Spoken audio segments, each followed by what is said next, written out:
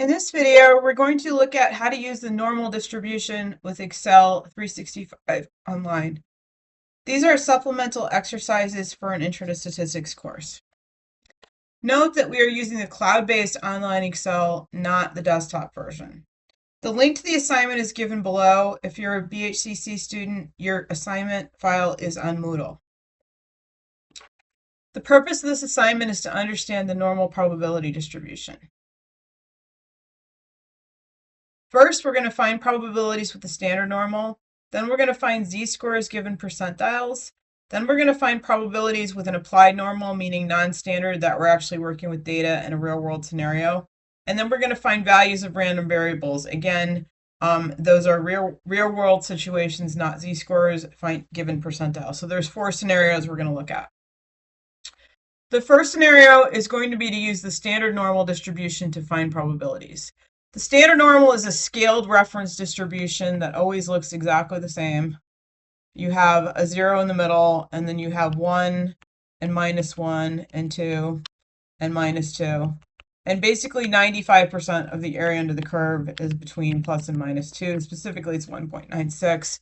But this is a scaled distribution. Z, which this is the z-axis, is equal to x minus mu over sigma, where x is your random variable of whatever data it is you have, and this is your actual data values. And so your data coming from whatever normal distribution of x is rescaled to a standard normal. And the standard normal is what's traditionally used for probability values because the calculus and procedure to find area under the curve with normal distributions to find probabilities is rather cumbersome.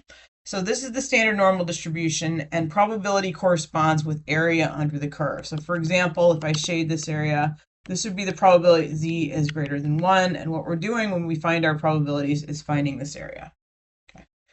There's basically 3 area calculations to look at. One of them is the probability of z less than, this is capital Z and small z, so there's 2 z's. I don't really like that method, but that's what came out. So this is going to be essentially the area to the left. This is less than. So z is whatever this is, little z, and then big Z is what this is saying. And so this is actually what Excel is going to give us. The Excel formulas always work such that you're getting area to the left, okay? Now to get area to the right, this is actually going to be the complement. So in Excel, this is going to be 1 minus area to the left. That's just how Excel works. Very few systems give both. Like if you ever look at old tables or something, they're typically area to the left. So if you need area to the right, which is greater than, okay, so you're looking at like the probability something's greater than a certain z-score, then you need to subtract and use the complement, because area to the left and area to the right are complements. They add to 1.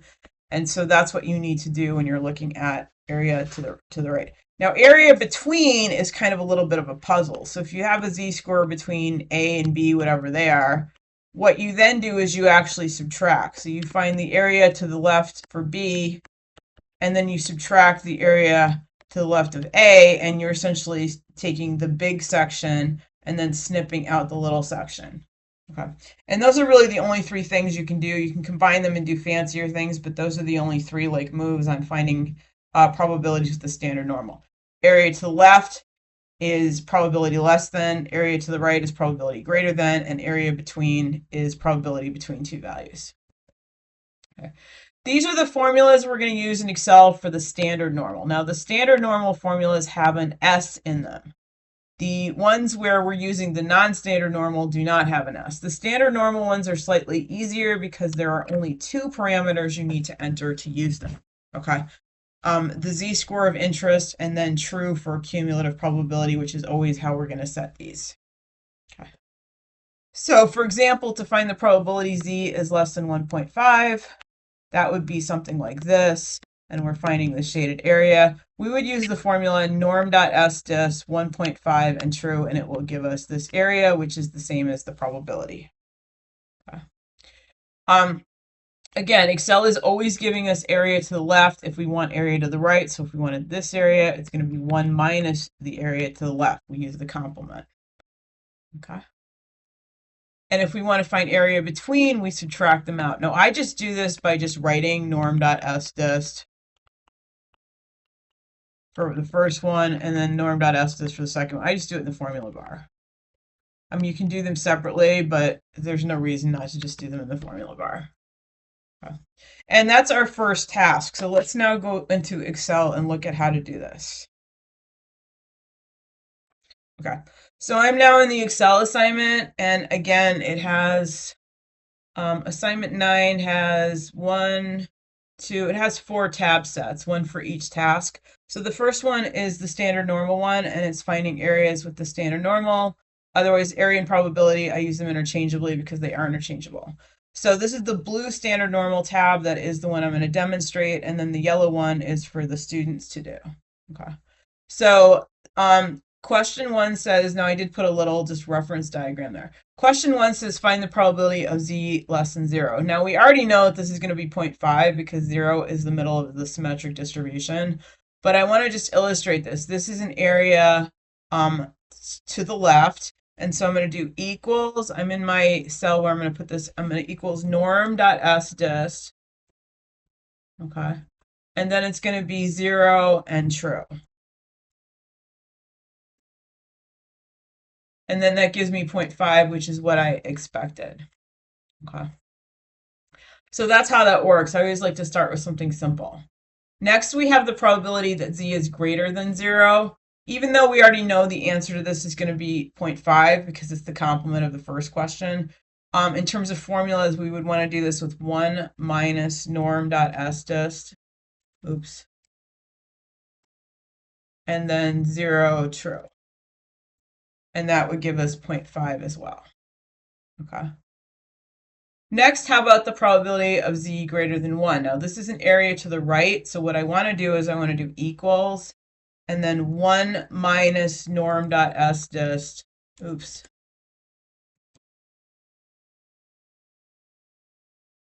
The probability of z less than 1, which would be norm.s_dist 1 true. So this would just be the area to the left, and I'm subtracting 1 minus, and that gives me area to the right, which is going to be 0.158. Okay. Very similar question, the probability that z is greater than 0.42. I'm going to do equals, and it's going to be 1 minus norm.s_dist 0.42 true. Okay, 33%. Next, I'm going to do the probability of z less than 2. Now, this is an area to the left, so I don't have to subtract. I'm going to do equals norm.s_dist 2 true, and I'm done because that's all I had to do. And 2 is kind of way to the right, so yes, 97% does make sense there. Always kind of think about how your results map to the standard normal and do they make sense. Okay. Next, I'm going to do the area between. Again, I'm going to subtract the greater area, which is the probability of z less than 1, minus the smaller area, which is the probability of z less than -1. You have to think a little about this, but it's really easy. Norm.s_dist bigger minus smaller. Now, if you do them backwards, you'll actually get the right answer. It will just be negative, not positive. So even if you did this backwards, you're not really it's not gonna be too much of a tragedy. There you go. And that's 68%, which is actually part of the empirical rule and what we would expect for 1 standard deviation away from mean. Okay. So that's using the standard normal to find probability. And let's go back to the slides and talk about the next thing. Okay, so the next thing is working backwards. This is where we have, for example, that we want to find the z-score that 68% of the values are lower than. So we're given a percentage or percentile, and we want to work backwards and get the associated z-score. Okay. And to do this, there's a simple function called norm.s_inverse, and you just simply have to enter the percentile. It's a really simple function. Okay. Again, everything in Excel is probability less than, so do read the problem carefully because we might want to find, for example, the z-score where it marks off the top 10%. Then you would actually use 90% in your formula because top 10% is to the right and your formula gives to the left. Okay, so be a little careful about that. Okay, I'm back in Excel. The second blue tab is the inverse standard normal. This is where we're going to use norm.s inverse, and we're going to find z-scores for corresponding percentiles. So the first question is a warm-up. Find the z-score of the 50th percentile. So I'm going to go here, and I'm going to go equals norm.s inverse. And all I need to do is enter 0.5. Okay. And that actually looks like an incorrect answer, but it's correct. 0 is the z-score we're looking for that marks off the 50th percentile. Okay. How about the z-score in the 20th percentile? That's going to equal norm.s inverse and 0.2. And that gives me minus 0.84, which if you look at the figure, that would make sense. Okay. Now I want to find the z-score for which 20% of the values are higher. This is not what I want, because that's the z-score that 20% are lower. Higher is to the right. So I'm going to use the complement, which is 0.8, because 20% and 80% add to 1. And then this is the z-score upon which 20% of the values are higher, which is 0.844. Okay. Or 0.841 rather, sorry. And that is how to find a z-score given an area or percentile situation. Next, I'm actually going to look at applications of the normal. And by this, I mean like anything where I'm not using the standard normal. And previously, you had to actually like manually work these and convert them to normals. But now Excel actually has it built in. That's a standardization. Now Excel actually has formulas that will accommodate this. But what you have to do is you just simply have to enter the mean and the standard deviation from the data, or whatever the problem says if it's a test question or something. And it will do these for you. So that's really convenient because previously you had to transform everything to a standard normal. Okay.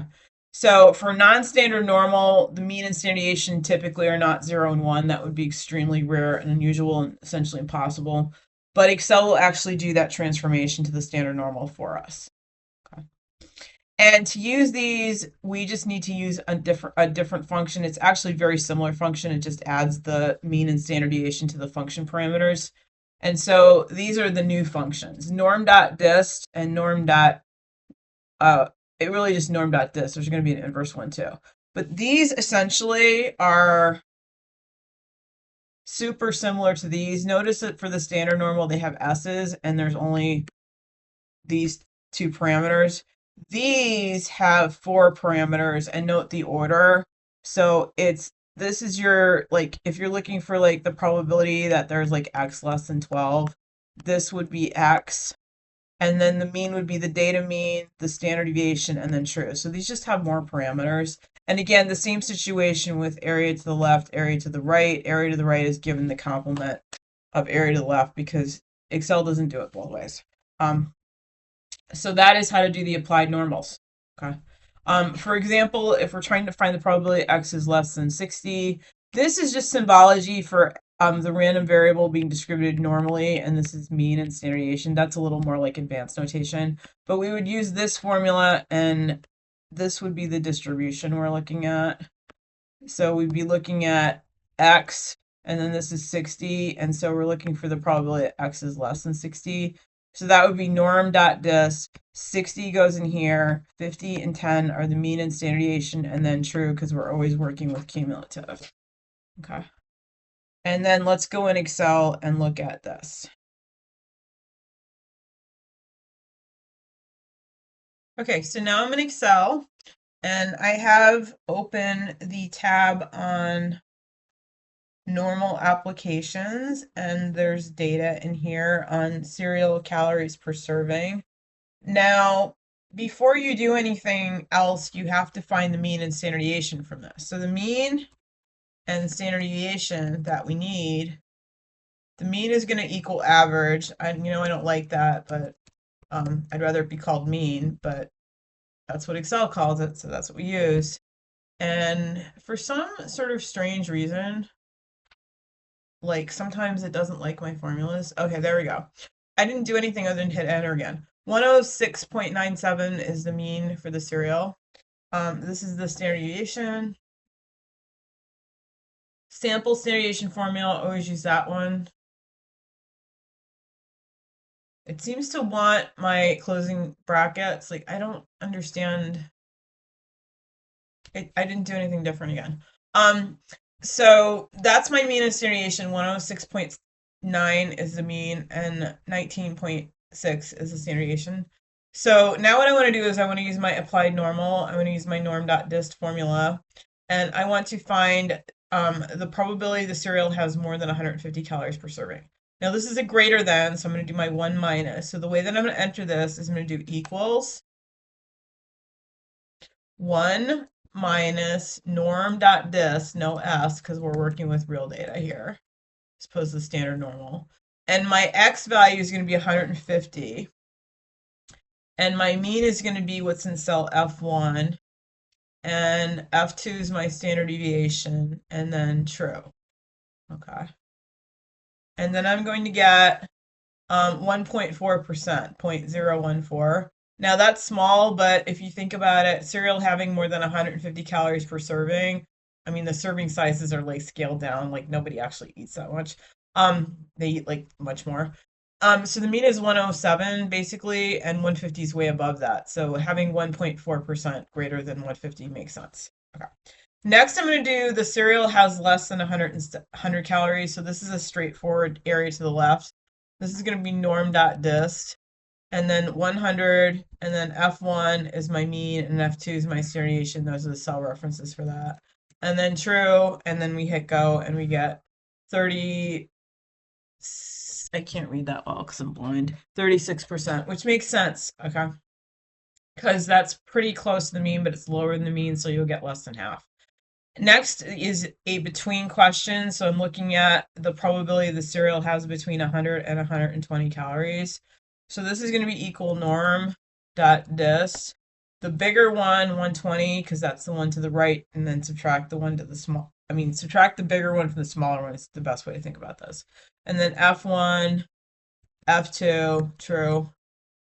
And then don't hit go yet, do the subtract. I do them all in one line. If you're not comfortable doing this, like do them in 2 lines and then think about it.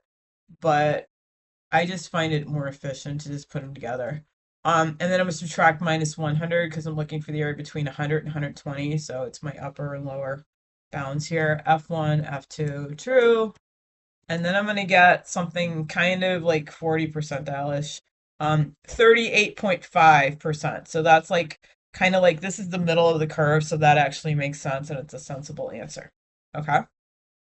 So that's how to do your applied calculations in Excel for normal applications. Let's go back and look at the final thing in the slides. And this is what we've covered so far. And so the final thing in the slides is to do this finding the value of the random variable given a percentile. So if I have like test scores, like what score is at the 80th percentile or something. Okay. This again is going to do area to the left, and it's basically the same as this was, except that the formula is a little fancier. Instead of just entering the percentile, we have to enter the mean and the standard deviation. And this is the formula, norm.inverse. And so you're going to enter the probability if it's in terms of area to the left. So you're going to have to think about the question because it might be looking for like, what's the score that 10% scored higher? That would actually be using 90% for this because it's to the left that this one takes. And then the mean and the standard deviation get entered. Okay, so let's go to Excel and finish this. And I'm in Excel again, and the final tab, you might have to like scroll through your tabs to find it because it's kind of like way out there. Is using the normal inverse for the serial data. Now what I'm going to do is go back to my serial data, and I'm going to copy these, and I'm going to do a paste special. Okay. Values only. You can actually refer, I think you can in Excel Online. I would be a little careful in Excel Online to do too many like references to other sheets. But I just prefer to just copy the values like that. It's just easier. Okay. So now what we want to do is we want to answer some applied questions. The number of calories that marks the top 90%. So this is going to be to the left because 90%. You're looking for like, what's the boundary where like only 10% or greater. For a phrase in terms of only 10% or greater, like that you'd have to still use the 90%. So equals norm dot inverse and then we're going to do 0.9. Oops. And then we're going to do our mean and our standard deviation in E2. And hit go. And then that's 132. Now, if you think about this, 132 makes sense.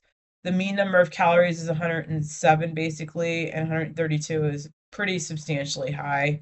And so that would actually make sense for the cereal at the 90th percentile to have 132 calories.